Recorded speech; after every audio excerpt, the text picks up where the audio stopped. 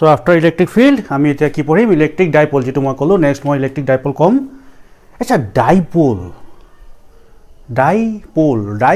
শব্দটোৰ পৰাই আমি গম পাই গৈছো খেলটো কি হ'ব ডাই মানে দুটা পোল মানে পোলাৰিটি মানে দুটা পোলাৰিটি এটা পজিটিভ পোলাৰিটি এটা নেগেটিভ পোলাৰিটি সেই শব্দটোই হ'ল তে simple if two charges one is minus q and one is plus q তারমানে two polarities are separated by a very small distance যদি বহুত small distance এটা separate কৰি থৈ দিয়া হয় if two charges of equal magnitude হিয়তা দুটাৰ magnitude to equal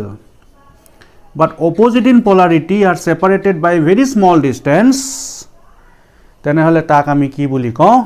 electric dipole বুলি কওঁ so if two charges of equal magnitude and opposite polarity are separated by very small distance তাক আমি dipole বুলি কওঁ এটা এই ডাইপোল দুটা জি2 লাইনে জয়েন কৰিছে এই লাইনটো কোৱা হয় এক্সিয়েল লাইন আৰু এক্স্যাক্টলি ইহঁতৰ মাজেৰে দুটা লাইন এই দুটা চাৰ্জৰ একেবাৰে মিড পইণ্ট সেই মিড পইণ্টটো কোৱা হয় পজিশন অফ দা ডাইপোল এটো ডায়াগ্ৰাম লিখি লবা দে আৰু এই মিড পইণ্টৰ মাজেৰে জি2 লাইন পাৰ হৈ গৈছে সেই লাইনটো কোৱা হয় ইকুইটৰিয়েল লাইন মনত থাকিব so what is a dipole a dipole is the combination of two equal and unlike charges separated by very small distance আৰু সেই দুটা চাৰ্জ জয়েন হোৱা লাইনটো কোৱা হয় এক্সিয়েল লাইন মাজৰ পইণ্টটো কোৱা হয় পজিশন আৰু মাজেৰে যেটো লাইন গুছি গৈছে তাক ইকুইটৰিয়েল লাইন বুলি কয় এই লাইনটো ইকুইটৰিয়েল লাইন বৰ আৰু এটা কাৰণ আছে হেতু হল যে each and every point of this line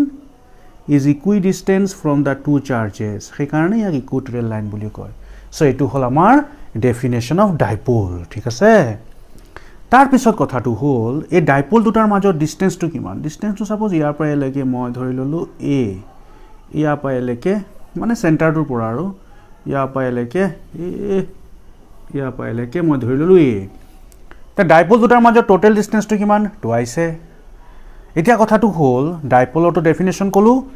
ডাইপোলৰ term কিটা কলো নেক্সট আহিব এটা কথা হেতু হয় ডাইপোল মোমেন্টৰ ডেফিনেশনটো কি ডাইপোল মোমেন্টৰ ডেফিনেশনটো হল magnitude of either charge into distance between the charges so magnitude of either charge এই দুটাৰ magnitude কিমান q হ'ব আৰু হিহঁতৰ মাজৰ distance কিমান টুৱাইছে so this is known as তাক কি বুলি কয় ডাইপোল মোমেন্ট বুলি কয় ঠিক আছে ডাইপোল মোমেন্টটো কি কোয়ান্টিটি ডাইপোল মোমেন্টটো হল এটা ভেক্টৰ কোয়ান্টিটি যদি এটো এটা ভেক্টৰ কোয়ান্টিটি হয় তেনে হলে ইয়াৰ এটা ডাইৰেকশন থাকিব আৰু সেই ডাইৰেকশনটো ৰাখিব কাৰণে এটা ইউনিট ভেক্টৰ দিব লাগিব ইউনিট ভেক্টৰটো কোন ফালে থাকে তো এটো সদায় মনত ৰাখিবা এটা ডাইপোলৰ আচ্ছা ঠিক আছে এটা ডাইপোলৰ যেটো ডাইৰেকশন হয় সেই ডাইৰেকশনটো সদায় কোৰ পৰা থাকে নেগেটিভৰ পৰা পজিটিভ চাৰ্জলৈকে থাকে ঠিক আছে সো ডাইপোলৰ ডেফিনেশন গম পালা ডাইপোলৰ এই টাৰ্মখিনি গম পালো ডাইপোলৰ আৰু এটা টার্ম হয় হেতু হল dipole moment a dipole is characterized by a quantity which is known as dipole moment is the product of the magnitude of either charge into distance between the two charges and this dipole moment is a vector quantity and this is given by this a dipole momentor direction সদায় নেগেটিভৰ পৰা positive চাৰ্জলৈকে থাকে so এইখিনি হল আমাৰ general definition of dipole moment ঠিক আছে আজি general definition of dipole so last এটা পয়েন্ট কৈছো তোমালোকক ডাইপোলৰ ওপৰত লাস্ট মানে আজিৰ কাৰণে last the dipole is a huge vast topic ideal dipole মানে কি তারমানে ইফ দ্য টু চার্জেস জি দুটা চার্জ মিলি পেলাই ডাইপোলটো বনাইছে if the magnitude of the two charges are very large and if the separation between them is very small তেনেহলে সেই ডাইপোলটো কি বুলি কয় আইডিয়াল ডাইপোল বুলি কয় ঠিক আছে তাৰ পিছত আহিব ডাইপোল মোমেন্টৰ ইউনিটটো কি হ'ব ইউনিটটো হ'ব চাৰ্জ ইনটু ডিষ্টেঞ্চ, চাৰ্জৰ ইউনিটটো হ'ল কুলম আৰু ডিষ্টেঞ্চৰ ইউনিটটো হ'ল মিটাৰ। চ' কুলম ইনটু মিটাৰ, এইটো চি এম নহয় দেই, চি এমটো দুইটাই স্মল লেটাৰ হয়, এইটো কুলম ইনটু মিটাৰ। চ' এইটো হ'ল আমি ডাইপল পঢ়ালোঁ, ডাইপলৰ ডেফিনেশ্যন পঢ়ালোঁ, ডাইপলৰ কেৰেক্টাৰিষ্টিক্স, ডাইপল মমেণ্টে দিয়ে, ডাইপলৰ ডিৰেকশ্যনটো সদায় নিগেটিভৰ পৰা পজিটিভ চাৰ্জলৈকে থাকে, ঠিক আছে। আৰু ডাইপলটোৰ যদি চাৰ্জবোৰ যদি বহুত ডাঙৰ আৰু ডিষ্টেঞ্চটো যদি খুব সৰু হয়, তেতিয়াহ'লে তাক আমি কি বুলি কওঁ, আইডিয়েল ডাইপল কওঁ, ঠিক আছে। এইটো হ'ল জাষ্ট ডেফিনেশ্যন ক'লোঁ, ঠিক আছে। এতিয়া কথাটো হ'ল এই যে ডাইপল যে পঢ়ালোঁ, সেই টপিকটো আজি ভালকৈ তোমালোকে, মই যিখিনি কথা ক'লোঁ সেই কথাখিনি শুনিবা, শুনাৰ পিছত চেল্ফ কিছুমান কুৱেশ্যন নিজৰ মাজত ডেভেলপ কৰিবলৈ ট্ৰাই কৰিবা। বহুত কিছুমান কুৱেশ্যন ডেভেলপ হ'ব লাগে, কনফিউজন ডেভেলপ হ'ব লাগে ৰিগাৰ্ডিং ডাইপল। চ' সেই গোটেইখিনি কনফিউজন তোমালোকে ক্লিয়াৰ হোৱাৰ পিছত নেক্সট যিটো টপিক পঢ়াম, সেই টপিকটোৱে তোমালোকৰ কমপ্লিট কনফিউজনখিনি আঁতৰাই দিব। চ' আজি electric dipole, it is the combination of two charges of equal magnitude separated by very small distance, ঠিক আছে। এতিয়া এই ডাইপলটো যেতিয়া আমি পঢ়ালোঁ নহয় জানো, পঢ়োৱাৰ লগে লগে কি হ'ব জানানে, ইয়াত এটা কনফিউজন আহে। মই সেইকাৰণে অলপ টাইম ল'লোঁ দেই তোমালোকক নেক্সট এক্সপ্লেনেশ্যন দিবলৈ। কনফিউজনটো কি আহে, যদি কোনোবা ষ্টুডেণ্টে ভালকৈ চিন্তা কৰিব জানে, তেতিয়া তাৰ কনফিউজনটো এনেকৈ হয়। ষ্টুডেণ্টে মোক এনেকৈ সুধে যে ছাৰ, বোলো there is a two charges of same magnitude but opposite sign, they are separated by a very small distance. বহুত স্মল ডিষ্টেঞ্চ এটাত যদি তাহাঁতক ৰাখোঁ, তেতিয়াহ'লে they are said to be forming dipole. Yes, বুজি পালোঁ। কিন্তু ইয়াত কুৱেশ্যন কি আহে কওঁ, কুৱেশ্যন আহে যে ছাৰ এটা নিগেটিভ আৰু এটা পজিটিভ, তেনেহ'লে সিহঁতৰ মাজতে এট্ৰেকশ্যন আছে, এট্ৰেকশ্যন থাকিব লাগেনে নাই? আছে, সিহঁতৰ মাজত এট্ৰেকশ্যন, নিগেটিভ আৰু পজিটিভৰ মাজত এট্ৰেকশ্যন আছে। যদি এট্ৰেকশ্যন আছে তেনেহ'লে পজিটিভটো আৰু নিগেটিভটোৱে এটা আনটোক টানি লৈ গৈ থাকিব এটা আনটোৰ ফালে। তেনেকুৱা এটা ছিটুৱেশ্যন আহিব যিটো ছিটুৱেশ্যনত নিগেটিভ আৰু পজিটিভ কিউ এটা আনটোৰ লগত লগ হৈ যাব। লগ হৈ যোৱাৰ লগে লগে টোটেল চাৰ্জ কি হৈ যাব, জিৰ' হৈ যাব। টোটেল চাৰ্জ যদি জিৰ' হৈ যায় তেনেহ'লে ডাইপলৰতো কোনো অৰ্থই নাই। টোটেল চাৰ্জেই জিৰ', তাৰমানে কোনো খেলেই নাই, ইলেক্ট্ৰিচিটিৰ কোনো কথাই নাথাকিব। তেনেহ'লে ছাৰ আমি ডাইপলটো পঢ়িব কিয় লাগে? তেতিয়া আনচাৰটো হ'ল two charges of equal magnitude but opposite sign, if they are separated by a very small distance, it is said to be dipole. ডাইপলৰ যি দুটা চাৰ্জ থাকে সিহঁতৰ মাজত এট্ৰেকশ্যন থাকে, বাট এটা আনটোৰ ফালে কেতিয়াও আগবাঢ়ি নাযায়। এটা আনটোৰ ফালে এট্ৰেকশ্যন থাকে, but they do not approach each other, they never comes in contact with each other, and the charge zero', net চাৰ্জটো জিৰ' হৈ সিহঁতৰ নাযায়। এতিয়া কথাটো হ'ল কিয় এট্ৰেকশ্যন থকা স্বত্তেও দুটা চাৰ্জ এটা আনটোৰ ফালে কিয় আগবাঢ়ি নাযায়? সেই কথাটো জানিবৰ কাৰণে আমি জানিব লাগিব যে ডাইপল পোৱা যায় ক'ত, where you can found the dipole. Dipole ক'ত পোৱা যায়? ডাইপলটো ক'ত পোৱা যায়? ডাইপলটো পোৱা যায় এটমছৰ ভিতৰত। এটমছ আৰু মলিকুলছত কি পোৱা যায়? ডাইপল পোৱা যায়। চ' ডাইপলটো জানিবৰ কাৰণে ডাইপলটো কি হয় আমি জানিব লাগিব, ডাইপল ক'ত পোৱা যায়। চ' এতিয়া নেক্সট তোমালোকে কপিত লিখা physical significance of electric dipole. Electric ডাইপলৰ ফিজিকেল ছিগনিফিকেঞ্চ লিখা। ফিজিকেল ছিগনিফিকেঞ্চ মানে কি? এইটো এটা এটম ধৰিছোঁ, এটা এটমৰ চেণ্টাৰত কি থাকে? পজিটিভ চাৰ্জকেইটা থাকে, আৰু তাৰ চাৰিওফালে কি হয়? ইলেক্ট্ৰনছবোৰ ঘূৰি থাকে, ঠিক আছে। তোমালোকে চেণ্টাৰ অফ মাছ পাইছিলা নহয় ফাৰ্ষ্ট ইয়েৰত। তাৰমানে কি? In a atom, all the positive charges will have such a point which can be considered as center of all positive charges, ঠিক আছে, centre of mass of all the positive charges. আৰু এই গোটেই negative চাৰ্জখিনি যে ঘূৰি আছে, এনেকুৱা এটা পইণ্টটো অভিয়াছলি ওলাব গোটেই নিগেটিভখিনিৰ কাৰণে, যিটো point will be centre of mass of all the negative charges, হয়নে? তাৰমানে এটা এটমৰ ভিতৰত এনেকুৱা এটা পইণ্ট আছে যিটো পইণ্টত all the positive charges are supposed to be concentrated, আৰু এনেকুৱা এটা পইণ্ট আছে যিটো পইণ্টত all the negative charges are supposed to be concentrated. So' এটা এটমত যিমানটা পজিটিভ আছে ইমানটা নিগেটিভ আছে, হয়নে নহয়? হয়। আৰু পজিটিভ আৰু নিগেটিভ যিমানটা আছে সিমানটাই থাকিব লাগিব আৰু সেই দুটা বস্তু পজিটিভ আৰু নিগেটিভৰ মাজৰ ডিষ্টেঞ্চটো বহুত সৰু হয় এটা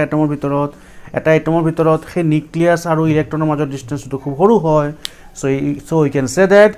in atom is such a place where two charges of equal magnitude can be separated by very small distance, hence dipoles are said to be existing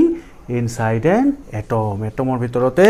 dipole to exist kore. So etu hol amar physical significance of dipole. Buji pala boli bhabisu de repeat kori khuniba. So physical significance to pisot tumalage eta copy likha very important. Tumalage likha etia electric field due to a dipole.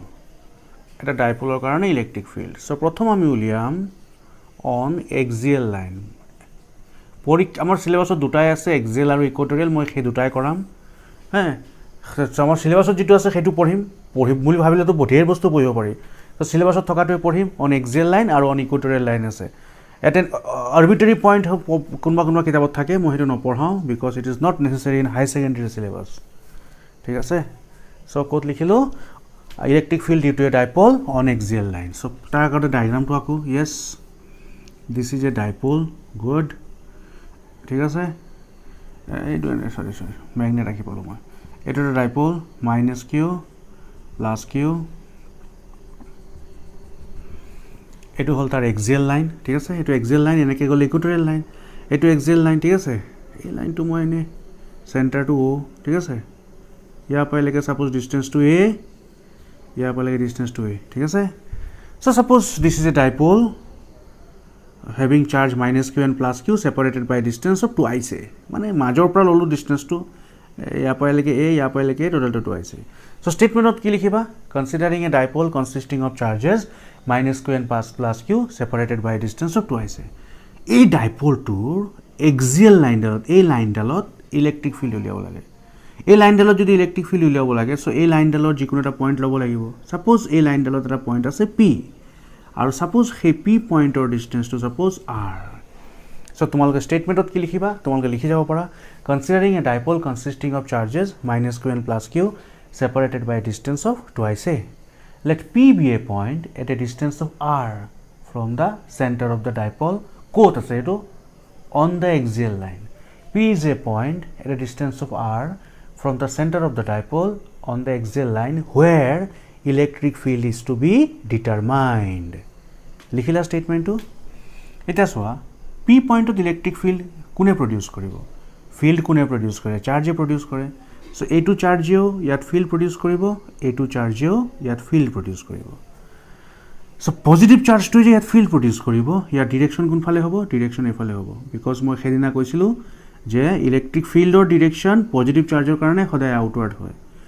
Same পয়েন্টত এই negative চাৰ্জটো যে field apply কৰিব হেতু কোন ফালে হ'ব হেতু এ ফালে হ'ব কিয় বিকজ মই হেদিনা কৈছিলো at any point electric field due to a positive chargeৰ কাৰণে সদায় ফিল্ডটো away from the charge হয় আৰু নেগেটিভ চাৰ্জৰ কাৰণে ফিল্ডটো সদায় towards the charge হয় হেতু মই লাষ্ট ক্লাছত কৈছিলো তোমালোকে ৰিপিট কৰি চাব পাৰা so at this point p if I want to find out the field for this positive charge then the field will be towards this side আৰু এই সাইডে হৈ যোৱাৰ লগে লগে এই চাৰ্জটোৰ পৰা away হৈছে so this will be the charge due to the plus q and same point of what will be the field for this charge etu efale hobo etu hobo ki e minus q ঠিক আছে বুজি পালো এটা simple কথা তোমালোকক যদি খুধে যে p পয়েন্টত total electric field কি হ'ব তা আনসারটো হ'ব যে স্যার এটা এ ফালে আছে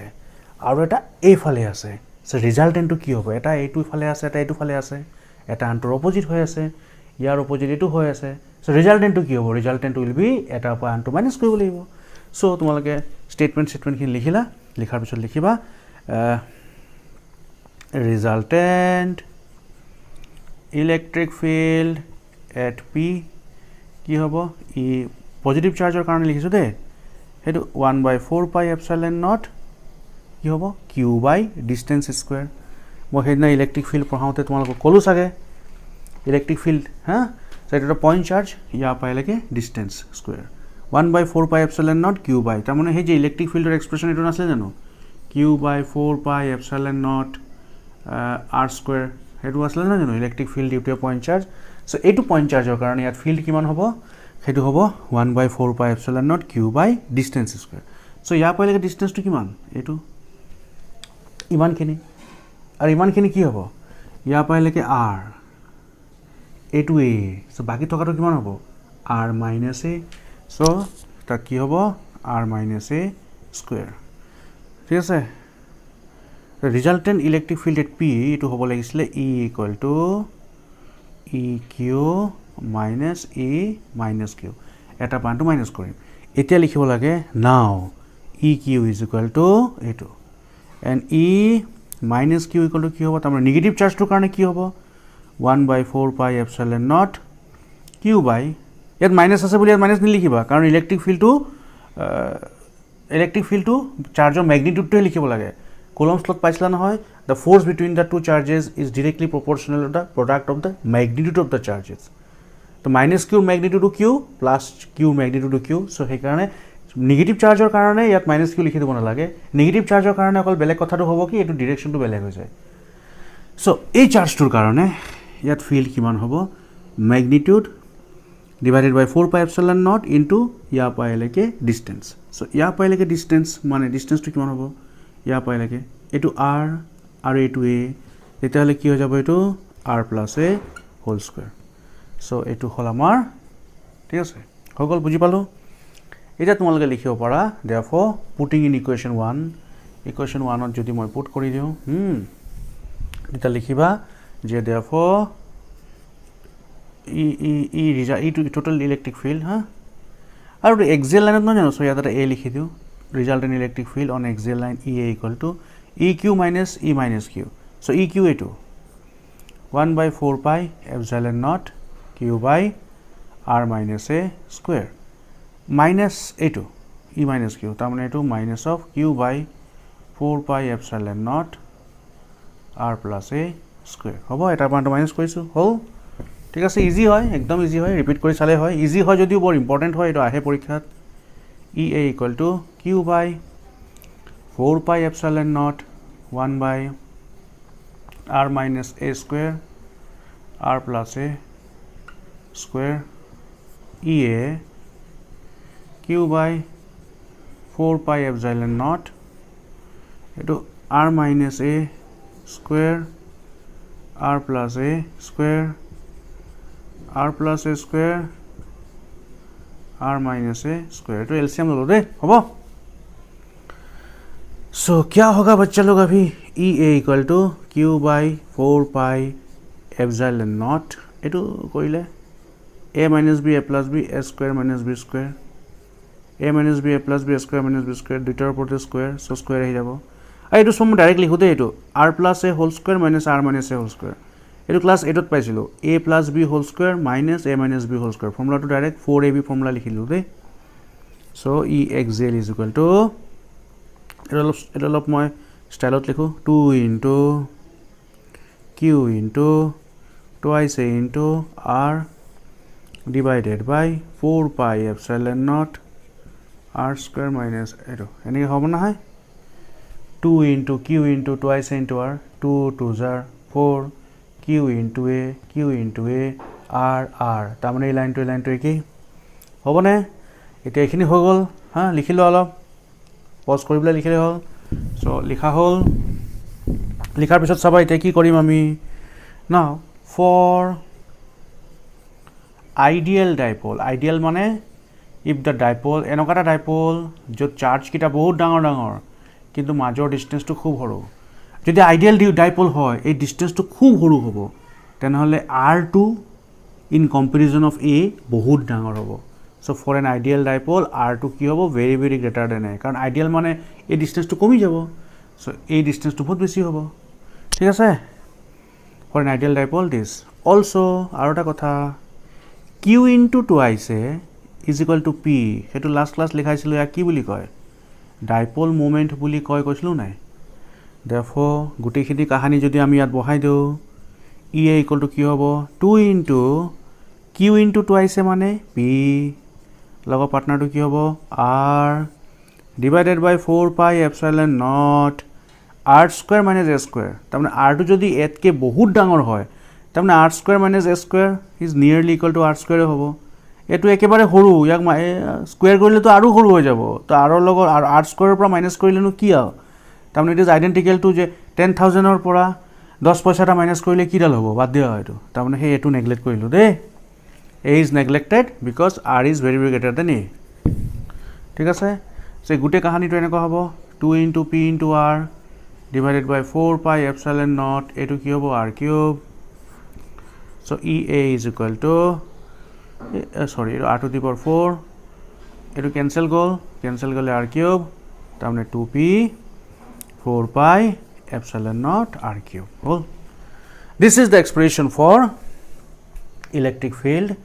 due to a dipole at a point on the axial line. এটা যদি মই ভেক্টৰ ফৰ্মত লিখিবলৈ হয় তেতিয়াহ'লে ইয়াক এনেকৈ লিখিম EA is equal to